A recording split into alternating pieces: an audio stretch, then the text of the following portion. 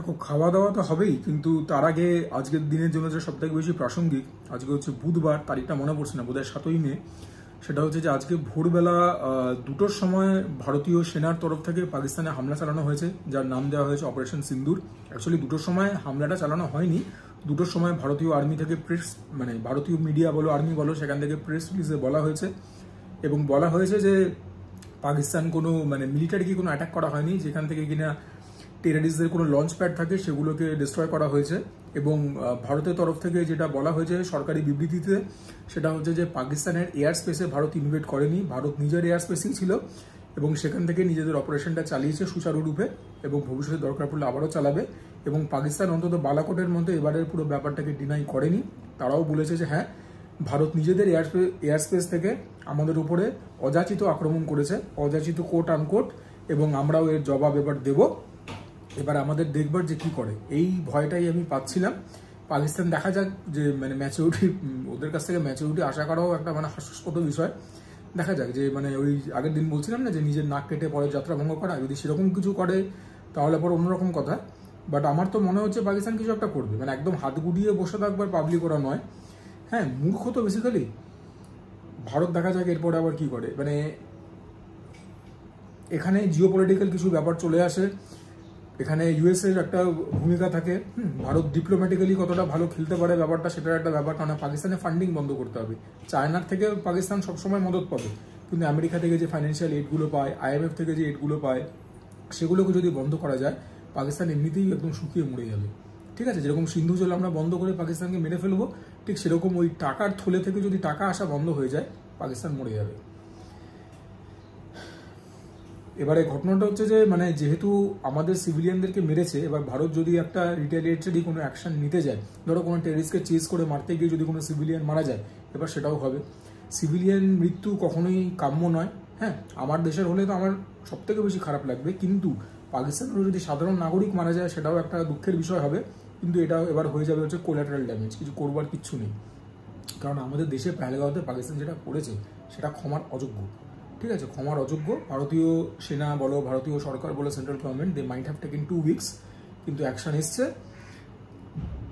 দেখা যাক আর কি করা যায়। আর এই যে মানে যে স্ট্রাইকগুলো ভারত করেছে, সেগুলোর তো এখন কিছু কিছু মোবাইল ক্লিপিংসও মানে ইন্টারনেটে আর কি মানে সার্কুলেট হচ্ছে, কিছু ফেক কিছু রিয়েল। তো তোমরা ব্যাপারটাকে যাচাই করে নেবে। প্লিজ কমেন্ট ডাউন বিলো যে তোমাদের কি মতামত। খাওয়া দাওয়া হবে দেখো, কারণ this is part of my profession. তোমরা অনেকে বলো বাড়ি বাড়ি কথা বলা পরে এবারে গিলবে, ভাই তোমরাও ওই সমস্ত জিনিসপত্র দেখে নিজেদের কাজে জয়েন করছো। হ্যাঁ, কেউ যার যা প্রফেশন হিসেবে কাজটা করছো, এটাকে আমি প্রফেশন হিসেবে বেছি, যেটাকে আমিও পার্সু করবো, এটাকে আলাদা করে শরীর রাখো। কিন্তু আমাদের দেশে যেটা হচ্ছে এখন, যেটা কিনা ভীষণ রকমভাবে প্রাসঙ্গিক, সেটার দিকে তো আমাদের মনোনিবেশ করতেই হবে। দেখা যাক কোথাকার জল কোথায় গিয়ে দাঁড়ায়। কি বলি বলো, আশা করি এই মন্দের মধ্যেও ভালো আছো। সুজয় ক্রনিকলস সাবস্ক্রাইব করে দেখার কথা তো সবসময় বলি, তবে আজকের দিনটার জন্য বা এখনের মানে ফর দ্য টাইমিং একটুখানি খবরের দিকে চোখ রাখো। বিশেষ করে যারা মানে আনবায়াসড খবর দেয়, তোমাদের ওপিনিয়নে সেটা যে চ্যানেলই হোক বা যে ইনফ্লুয়েন্সারই হোক, তাদেরটা দেখো, কিন্তু নিজেদেরকে ওয়েল ইনফর্মড রাখো। এখন আমাদের এই ব্যাপারটার উপরে বেশি ফোকাস রাখা দরকার। এই হচ্ছে আমাদের আজকের লাঞ্চের মেনু। আজকেরটা হচ্ছে একটা হেলদি লাঞ্চের অপশন, যেখানে কিনা অল্প তেল দিয়ে সমস্ত রান্না করা হয়েছে। মুরগির ঝোলটা দেখে ডু নট বি কনফিউজ, তোমরা এখন সবাই জেনে গেছো যে রং আনবার জন্য কাশ্মীরি মির্চ দেওয়া হয়। অল্প তেলে মুরগির ঝোল, মুরগির মাংস অনেকখানি আছে, খেতে হবে, এখান থেকে প্রোটিন পাবো। এটাও ডিমের একটা খুব সুন্দর প্রিপারেশন। হ্যাঁ, ডিম সেদ্ধ দিয়ে করা হয়েছে, অমলেট একটুখানি বেশি ক্যালোরি থাকে, এটাও কম তেল দিয়ে করা। এটা একটা পটল আলুর একটা পোস্ত, কম তেল দিয়ে করা, সবই কম তেল দিয়ে করা। এটা হচ্ছে কচু সেদ্ধ মাখা, অল্প তেল, অল্প নারকেল, একটুখানি গন্ধরাজ লেবুর পাতা দিয়ে, কাঁচা লঙ্কা তো অফকোর্স। প্রথমে কচু মাখা দিয়ে খাবো। এটা হচ্ছে তোমাদের গিটে কচু মাখা। বুঝতেই পারছো দেখে যে কাঁচা তেল যে নিয়েছি খুবই অল্প। হ্যাঁ, নুন নিয়েছি অল্প, এবং নারকেল, নারকেল থেকে মিষ্টতা আসবে। গন্ধরাজ লেবুর পাতাও ছিল, আমি দেখেছি, একটুখানি আলাদা অ্যারোমা পাওয়া যাবে। ইটস ভেরি ড্রাই, এটা একটা মানে কনসার্নিং বিষয় যে গিলতে সমস্যা হবে কিনা, বাট নানদালেস খেয়ে দেখা যাক কীরকম হয়। ওল কচু মাখা সেদ্ধ তো অনেকবারই খাওয়া হয়েছে, আমি কিন্তু জীবনে এটা প্রথমবার খাচ্ছি, এই গিটে কচু মাখা। দেখি প্রথম গ্রাসটা নিই, তাহলেই বোঝা যাবে যে কীরকম হয়েছে বা না হয়েছে। ওল কচু মাখা খেতে যতটা ভালো হয়, এটা কিন্তু তার ধারে কাছেও না। বুঝতে পারলাম না, নারকেলের সেরকম ফ্লেভার পাচ্ছি না, কিছুই না, জাস্ট একটা জিনিস খাচ্ছি সেরকম। মানে this is not very appetising to say the list. আমি ভেবেছিলাম নারকেল দেওয়া তো অন্তত কিছুটা ফ্লেভার আসবে, এটা তো কোনো ফ্লেভার নেই। সুতরাং খেতে মন্দ সেটা বলতে পারবো না, ফ্লেভার নেই কোনো, এটাই হচ্ছে ব্যাপার। পুরো ব্ল্যান্ড। মুখের মধ্যে যখন কাঁচা লঙ্কা পড়ছে অবভিয়াসলি একটু ঝাল লাগছে, other than that this has got no flavour at all. যাই হোক, না খেলে জানতাম না যেরকম ওল কচু মাখা এরকমভাবে খেলে ফ্লেভার আসে, গিটে কচুতে কিন্তু কোনো ফ্লেভার এলো না। এটাও একটা জানবার জিনিস, শিখবার জিনিস। আলু পটল পোস্ত নিয়ে নিলাম, খুবই কম তেলে করা, বাট ইয়া এটাও খুবই শুকনো। তবে আশা করি এটা খেতে ভালো হবে, অন্তত কচু মাখার মতো হবে না। লঙ্কা গেছে,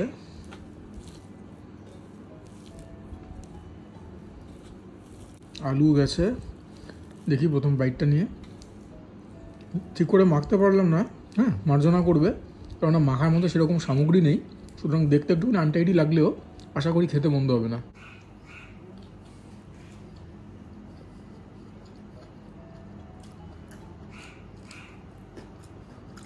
এটা খেতে বেশ ভালো, বেশ ভালো হয়েছে গিভেন দ্য ফ্যাক্ট খুবই কম তেলে করা।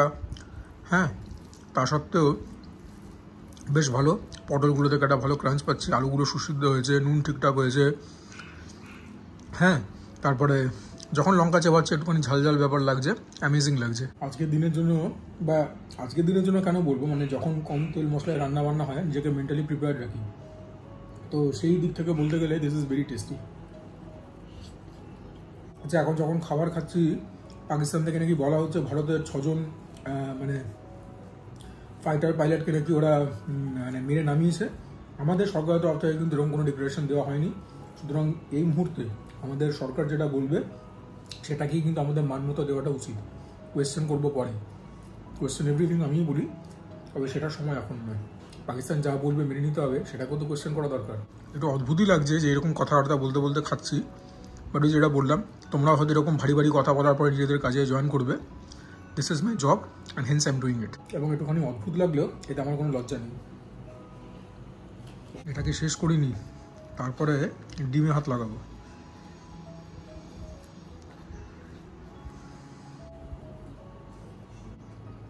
এক বাটি সবজি খাওয়ার পরে এবার ডিমের ঝোলের পালা। পেঁয়াজ রসুন দিয়ে হয়েছে, তবে তেল খুবই কম গেছে। 2খানা ডিমই আমি খাবো, এবং I am going to have the whole egg, কুসুম সমেত। তোমরা অনেকেই কুসুম খেতে ভয় পাও, আমি বলছি ভয় পাওয়ার কিছু নেই। কুসুমের যেটা থাকে সেটা হচ্ছে গুড কোলেস্ট্রল, প্রোটিন অনেক কিছু থাকে। যাদের কোলেস্ট্রল লেভেল অলরেডি মাত্রাতিরিক্ত বাড়া, তারা অ্যাভয়েড করো। আদারওয়াইজ আমি সবসময় ডিমকে কুসুম সমেত খাওয়ার পক্ষে। কুসুমের মধ্যে প্রচুর গুণাগুণ থাকে। কুসুমটা ফালতু রকমভাবে বদনাম হয়ে রয়েছে, ঠিক আছে? তোমাদের সামনেই তো আমি খাবো। যদি খাওয়াটা আনহেলদি হতো, আমি নিজে অন্তত কখনো সেবন করতাম না। আলু গেছে, ও কি সেদ্ধ হয়েছে আলুটা, একদম ফাটাফাটি। দেখি কিরকম হয়েছে খেতে। কম তেলের রান্না যদি এত ভালো হয়, তাহলে বেশি তেল খাওয়া তো বোকাম। This is so tasty. পেঁয়াজ রসুনের একটা গুঁড়ো ফ্লেভার, অল্প অল্প গরম মশলার ফ্লেভার, ফাটিয়ে হয়েছে ডিমটা। ডিমটা খেয়ে একদম পুরো মেজাজ খুলে গেল।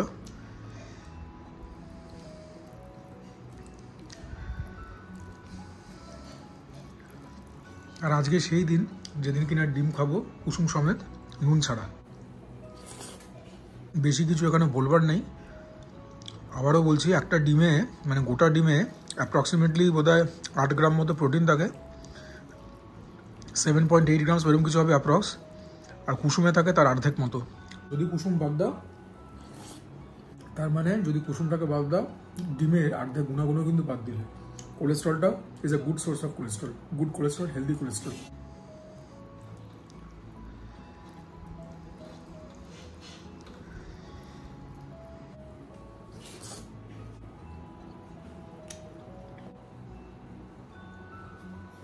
আজকের মেইন ইভেন্ট আইটেম মুরগির মাংসের পাতলা ঝোল, তবে লাল রঙের ঝোল যেরকম আমরা পছন্দ করি। লেগ পিস, পুরো ঠাসা মাংস, আলু রয়েছে। ঝোলের রং দেখো, দেখে তো ভালো লাগারই কথা, কিন্তু বুঝতেই পারছো যে পাতলাই হয়েছে ঝোল।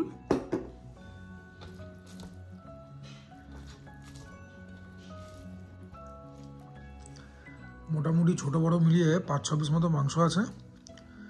প্রোটিন হিসেবে যথেষ্ট, যথেষ্ট বলা ভুল, গিভেন দ্য ফ্যাক্ট আমি ইন্টেন্স ট্রেনিং করি আর আমার বডি ওয়েট অ্যারাউন্ড 70 কিলো।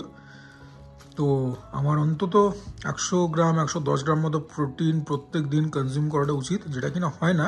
ওর জন্যই বডিতে সেরকম গেইনস নেই, বা এত বছর ধরে তো আরোই কম খেতাম। এনিওয়েজ, যেটা পাচ্ছি ফিলিং ভেরি ফর্চুনেট, এবং সবটাই ঈশ্বরের আশীর্বাদের জন্য। মাংস তো একদম সুসিদ্ধ হয়েছে। মাংস দিয়ে একটা বাইট নিই প্রথমে। দেখতে ভালো হলেও প্রিপারেশনটা অতটা ভালো হয়নি। একটুখানি হসপিটাল ফুড মার্কা খেতে, I am being very honest. তবে ঠিক আছে, চলে যাচ্ছে ওরকম ব্যাপার আর কি। পাঞ্চে হয়েছে, নুনটা ঠিকঠাক হয়েছে। যদি নুন ঠিক নাও হতো, নুন আমি আলাদাভাবে নিতাম না। বাট ইয়া, দেখে যতটা ভালো লেগেছিল, যখন ঝোলটা ঢালছি তখনই আমার কিরকম একটা লেগেছিল ফিকা মার্কা। খেয়েও বুঝতে পারছি যতটা ভালো না, বাট ঠিক আছে, হয়ে গেছে, আর কি করা যাবে। আলু যখন দিয়েছে, আলু নিয়ে নিই। হ্যাঁ, আলু সুসিদ্ধ হয়েছে, আর মাংস তো খুব ভালো সেদ্ধ হয়েছে। So that's a very big positive. কারণ মাংস যখন রান্না অতটা ভালো না হয়, তখন যদি মাংস টাফ থেকে যায় না, সেই মাংস খাওয়া যায় না। চিবড়ে চিবড়ে হওয়ার থেকেও আমার একটা বমির প্রবণতা চলে আসে, kind of like a dry heave. But এরকম প্রিপারেশনের দরকার ছিল তোমাদের কাছে একটা জিনিস তুলে ধরবার জন্য, যে এটা হচ্ছে ডিসিপ্লিনের ব্যাপার। খাবারের স্বাদ যেরকমই হোক না কেন, এবং যেহেতু তো মেন্টালি প্রিপেয়ার করেইছি যে কম তেল মশলা রান্না অতটা ভালো হবে না, খেতে হবে। যদি পুরো ভাতটা নাও খেতে পারো, অন্তত যে মুরগির টুকরোগুলো আছে সেগুলো খেয়ে উঠতে হবে, বা মাছ হলে মাছের টুকরো, ডিম হলে ডিম, এগুলো। আমাদেরকে বাচ্চাবেলায় যেটা ভালো হতো না, ভারী বদমাস ছেলে বা ভারী দুষ্টু মেয়ে, দেখো শুধু শুধু মাংসটা খেয়ে উঠে গেল বা মাছটা খেয়ে উঠে গেল, খুঁটে খুঁটে ভাতগুলো খেলো না, বাচ্চারাই ঠিক হয়। সেরকমভাবেই খাওয়া উচিত। প্রোটিনটা প্রথমে খাবে, সেটার উপরেই থাকবে তোমাদের প্রাধান্য। কার্বোহাইড্রেট অত না খেলেও চলবে। উপরওয়ালা যখন বাচ্চাদেরকে বানান, শিশুদের ঠিক করেই বানান, বড়গুলো হয় পদের ধারী। একদম ঠিক আছে।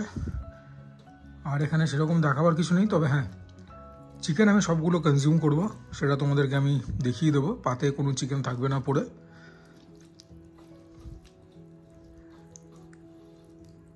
এবং আমি নিজে ভাতটাও পুরো খেয়ে নেবো, কারণ আমি যদি ওয়েস্ট করি সেটাও তো বাজে জিনিস একটা না। ওয়েস্ট হয়তো হবে না, পাড়ার কুকুর বিড়ালদের দিয়ে দেবো, বাট না, আমি খেয়ে নেবো এটা পুরো। তোমাদের সঙ্গে কথা বলতে বলতে ভাত অলমোস্ট শেষ।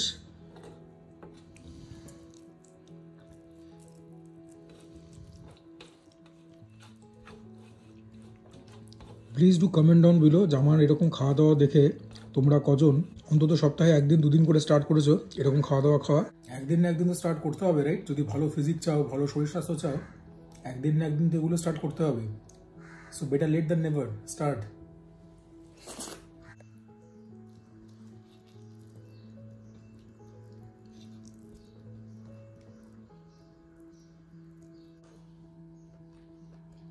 দেখতে দেখতে সব মাংস খেয়ে নিয়েছি, খালি লেগ পিস বাকি।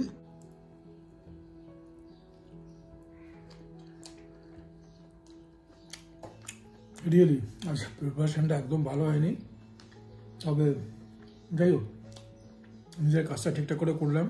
I have stayed true to my discipline. অনেকখানি প্রোটিন খাওয়া হলো, শরীর ঠিক থাকবে। তেল মশলা কম।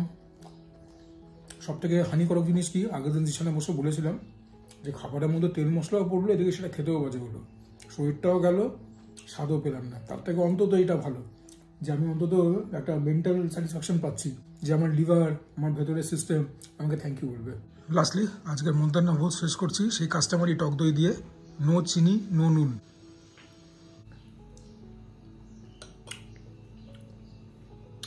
চলো উপরে। আজকে ভিডিওটাকে এখানে ইতি টানছি। My eyes will be glued on to the YouTube channels. Mainstream media টিভিতে আমি দেখবো না কিছু, তার বাইরে তো আমাকে ভিডিওটা এডিট করতে হবে, রিলিজ করতে হবে। আশা করি ভিডিওটা ভালো লাগলো। Please consider liking the video, চ্যানেলটাকে সাবস্ক্রাইব করবে। If you guys are not subscribing, you guys are doing a massive disservice. Comment down below, তোমাদের কমেন্ট থেকে অনেক মোটিভেশন, ইন্সপিরেশন এবং ইনফরমেশনও পাই। Share my content with friends and family. And for now this is Mishu Joy signing off. সবাই ভালো থেকো, সুস্থ থেকো, জমিয়ে খাওয়া দাওয়া করো, তার সঙ্গে ওয়ার্কআউট করো, বিকজ দ্যাট ইজ ইম্পারেটিভ। ওয়ার্কআউটের সঙ্গে সঙ্গে এরকম খাবার দাবারও কিন্তু খেতে হবে। সপ্তাহে 1 দিন করে স্টার্ট করো, তারপর সেটাকে স্ট্রেচ করে 2 দিন 3 দিন করো, দেখবে your body is going to thank you.